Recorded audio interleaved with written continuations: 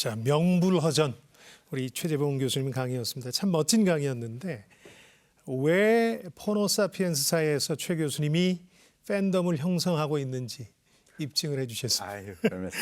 근데 저도 제가 진행한 라디오 프로그램에서 네. 유튜브를 통해서 교수님 책을 읽고 소개한 적이 있는데 사실 2010년대에 넘어서서 이 스마트폰이라는 게 삶과 사회를 바꿔놓고 있었으니까 그 중요성 때문에 포노사피엔스라는 신조어가 나온 건 이해가 되는데 그 스마트폰을 들여다볼 때 그것이 일으킨 문명의 변화를 말씀하셨잖아요. 그 속에 들어간 기술을 따진 건 아니잖아요. 네, 맞습니다. 근데 원래는 기술을 따져야 되는 거 아닌가요? 공학자니까. 그렇죠.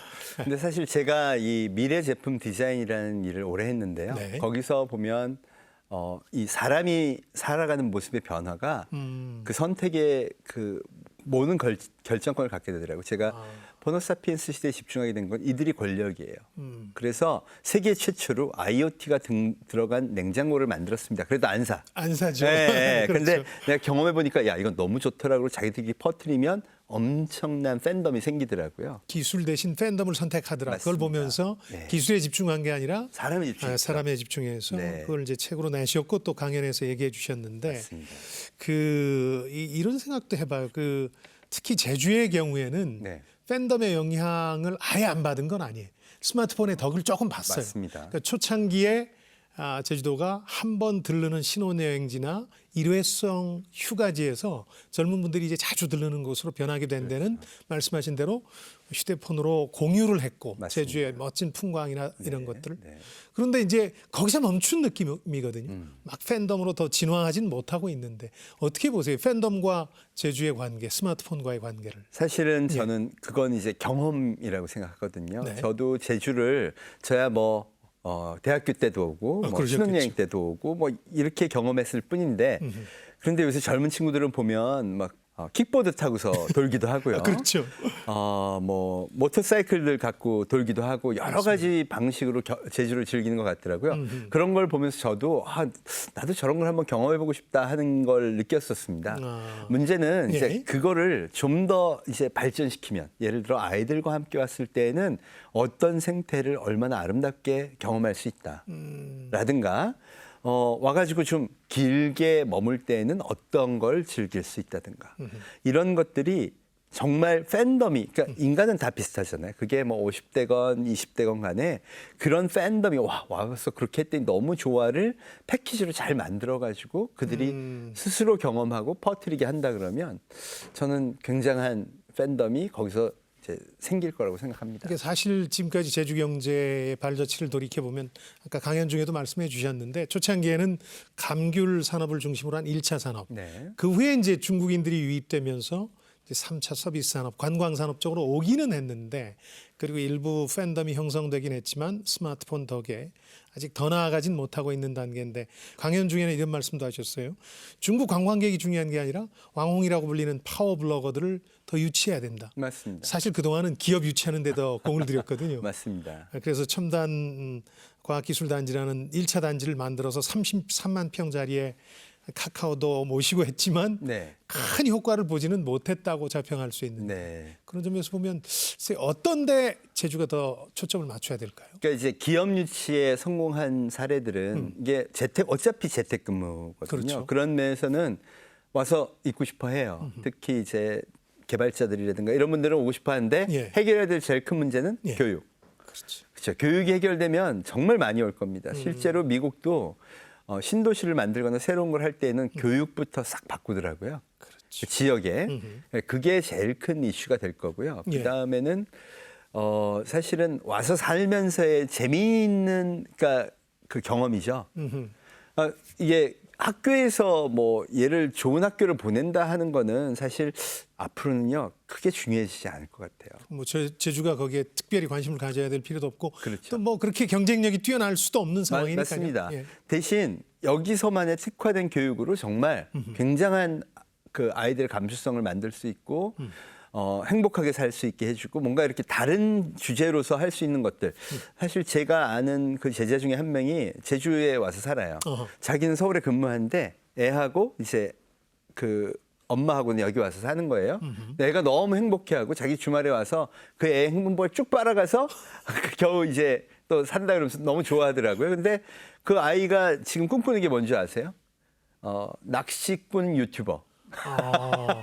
그건 뭐 말이 이만한 되죠. 걸 잡아요, 그러니까. 초등학생이. 예. 그러면서 그거를 자기가 그거 하면서 자기는 이런 거 너무 재밌다 그러는데 그런 걸 통해서 사실 뭐 그 아이가 유튜버가 되거나 안 되거나를 떠나서 이런 새로운 문명도 경험해보고 사람들이 좋아하는 건 뭔지도 알고 낚시는 사실 굉장히 원초적인 본능에 해당되는 거거든요. 그래서 실제로 최근에 미디어가 그렇게 많이 다루는 맞습니다. 거겠죠. 예. 그래서 그런 것들을 잘 경험할 수 있게 정말 이렇게 막 상업적으로 하지 말고 아이들부터 어른까지 잘 경험할 수 있게 이렇게 잘 끌어내 준다 그러면은 굉장한 요소들이 제주에는 정말 많을 거라고 그게 생각해요. 말씀하신 이제 킬러 컨텐츠의 네, 어떤 네. 생생한 예일 텐데 요는 스마트폰 이제 포노사피엔스들의 등장으로 제주에 있어도 충분히 그런 맞습니다. 비즈니스를 할 수 있다. 네. 실제로 그 연예인 분들 중에 여기 와 살면서 유튜브 하고 그래서 오, 네. 또 팬덤 형성하는 분들이 맞습니다. 계시니까. 역시 근데 이제 교육의 경우가 또 이제 문제가 되는 게 왜 제주도에서는 그렇게 대단한 사람들이 나오지 말란 법이 있느냐 아까 유튜버 그 제주도에서 교육을 좀 받고 또 인재 유출 상황 같은 게 벌어져요. 그렇죠. 좋은 대학에 가겠다고. 네, 네. 그 포노사피엔스 이전의 논리대로 그냥 육지로 떠나가 버려서 그걸 네. 할 젊은이들이 많이 남아있질 않은 문제도 있거든요. 맞습니다. 뭐 사실 그건 뭐 세계적인 현상이니까 예. 한국에 있는 서울도 뭐 또 해외로 다 가잖아요. 그렇죠. 예. 그러니까 상황이 좋아지면 오기 마련이고 그걸 올 수 있게 하는 힘은 저는 그게 그 제주도라는 섬의 매력에 있다고 생각해요. 킬러 콘텐츠가 있느냐 하는 거죠. 최근에 제가 아까 지금 소개했지만 예. 핑크퐁이라든가 또 뭐 보람 튜브라든가 이런 컨텐츠 산업은요. 사실 제주도가 못할 이유가 하나도 없다고 그렇죠. 생각해요. 네. 제가 보람 튜브의 5억 5천만 조회수 방송을 한번 봤습니다. 누님, 나 나눠주니까 배고파서 새벽에.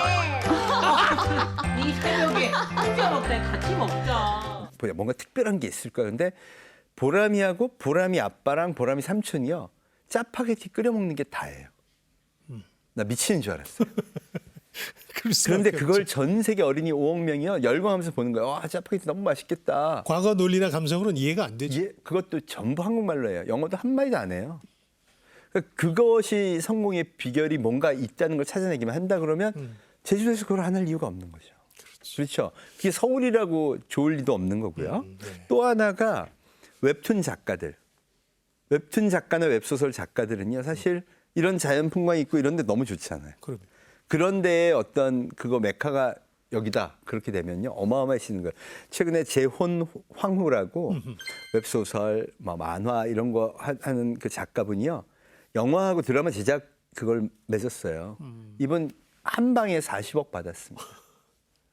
제가 왜 웨이야를 모셔와라, 뭐 와라 그런 게 그분 한 명이 오면 엄청난 산업 효과들이 그러니까요. 생기고요. 예. 새로운 그 분야의 일자리도 생기고 나도 저런 거 해보고 싶다라는 꿈도 꿀 수 있게 되는 거죠. 그러니까 뭐 게임도 그렇고요. 웹툰, 컨텐츠 이런 것들이 제주가 하기에 굉장히 좋은 거고 거기에 더불어서 이제 화장품 산업 같은 거. 예, 이건 정말 제주라는 청정 이미지하고 네, 잘 맞죠. 잘 맞는다고 생각하고요. 대한민국의 그 브랜드나 팬덤이 높아질수록 앞으로 화장품의 가능성이 굉장히 커져요. 근데 이거를 어떻게 해서 뭐 아모레하고 누구하고 손잡고 이렇게 간다 자꾸 이렇게 생각하지 마시고 야 이거를 진짜 진정성 있게 우리가 써봐도 좋아. 라는 게 일단 컨텐츠 자신 있어요. 제가 아까 막걸리도 맛있어야 된다 그랬잖아요. 맞습니다. 그러니까 그런 것이 하나 딱 나오고 그거를 팬덤을 일으킬 수 있는 이 SNS 또 왕홍 뭐 이런 사람들하고 연계해서 써본 사람들이 다시 찾게 만드는 그 팬덤으로 크게 만드는 거 이게 앞으로 제주가 좀 첨단이 이런 거다라는 거에 관심을 가셔야 할 거라고 그러니까요. 생각해요. 그러니까 사실 1차 단지 이런 걸 만들면서는 지나치게 기업 유치라든가 실제로 기술을 유치하려고 노력했는데 그게 아니고 포노사피엔스의 달라진 논리나 환경에 따라서 말씀하신 맞습니다. 새로운 산업들의 잠재력을 찾아내야 된다. 그러려면 역시 이제 사람과 그렇죠. 또 이 사람들이 기분 좋은 경험을 할 수 있게 하는 킬러 컨텐츠가 중요하다 이런 네. 얘기를 했는데 우리 젊은 분들이 어떻게 느낄지가 무척 궁금해요. 저 팬덤을 간직하고 있는 네, 네. 호모사피엔스들인데 방청객 질문을 좀 네. 받아보도록 하겠습니다. 네. 제주에 대한 시사점도 많이 말씀해 주셨기 때문에 궁금하실 것 같아요. 혹시 질문 있는 분 계신가요? 아, 네. 해주시죠. 네. 예, 교수님 강연 잘 들었고요. 강연 듣다가 이제 궁금한 게 생겨서 질문 드립니다. 전문가들은 이제 코로나 이후에 4차 산업혁명의 속도가 이제 가속화될 것이라고 진단을 하고 있는데요. 이제 인공지능과 사물 인터넷 등이 확산되면서 이제 우리 소비자들은 점점 편해지고 있긴 한데 이제 문제는 그만큼 일자리들이 많이 줄어들지 않을까 하는 우려의 의견도 많습니다. 이에 대해서 교수님이 어떻게 생각하시는지 의견을 듣고 싶습니다. 단적으로 올해 들어서 예. 아마존이 한 일을 한번 보여드리자면요. 네. 20만 명을 신규 고용했고요. 또 그 자기가 이제 돈을 많이 버니까 예. 그 이 코로나에 피해 입는 사람들을 위한 지원금이나 새로운 시스템을 엄청나게 제공을 하고 또 사람들 교육 과정도 굉장히 많이 개발해서 그들을 디지털 세계의 그 훌륭한 일꾼들로 만들기 위한 노력들을 하고 있어요. 그러니까 그게 없으면요. 예. 이러면 이제 우리만 힘들어지는 거죠. 그렇죠. 또 하나가 이제 주목해야 될 게 뭐냐 하면 어차피 이 모든 변화는 인류의 자발적 선택에 의해서 일어나는 거예요. 코로나가 사실 무서운 건 뭐냐 하면 오프라인으로 사도 충분히 되고 놀러 와도 되고 그런데 감염될까 봐 안 하는 거잖아요. 강요할 수가 없다는 거예요. 자연스러운 변화라는 거죠. 그럼 대비하면 성공할 수 있다는 거죠.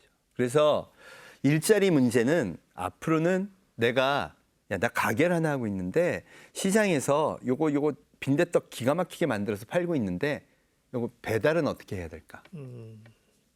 온라인 쇼핑몰은 그럼 어떻게 만들어야 사람들이 올까?